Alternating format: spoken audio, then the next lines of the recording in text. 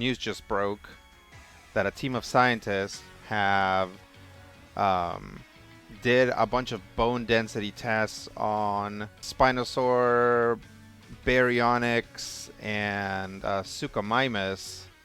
Is it Suchomimus? Yeah.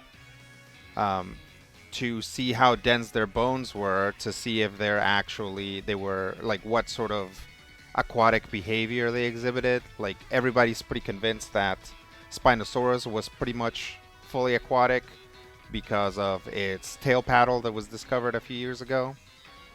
So now the scientists went in, they looked at a bunch of like hippo bones and alligator bones and stuff, and they're like, "What's this bone density like?" Um, and they're like, "Okay, we have a pretty good idea that bone density has something to do basically with diving animals, right? It's like hippos, crocodiles, they need dense bones because that helps them with buoyancy." Um, so yeah, I think they've basically figured out that Suchomimus, not so much, but Baryonyx and Spinosaurus were like bottom, kind of like underwater forager types, rather than necessarily like guys that floated at the top or that like waded outside of the water and just caught fish that like swam by or whatever. It looks like Suchomimus lost that bone density. That's the theory, is that they lost the bone density afterwards. Um,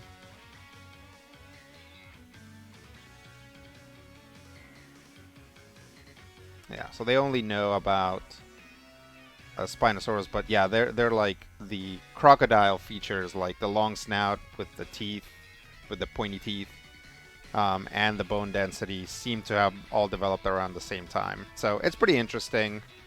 As you guys know, I'm a big fan of dinosaurs. So yeah, here's a good illustration. So a kiwi right on top, not very dense bones because it's basically still a bird. Tyrannosaurus, less dense bones. This is probably Suchomimus, penguin, and then like look at how dense the bones of a Spinosaurus are, right?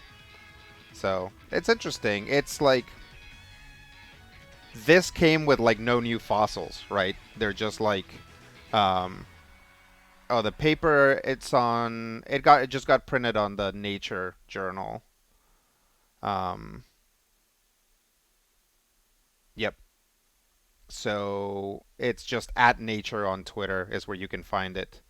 Um, and yeah, the Field Museum led the thing. But yeah, again, I don't think any new fossils were uncovered to learn this. It's just scientists being like, it's like I just thought of this. You know how we can maybe figure out what their like diving behaviors were?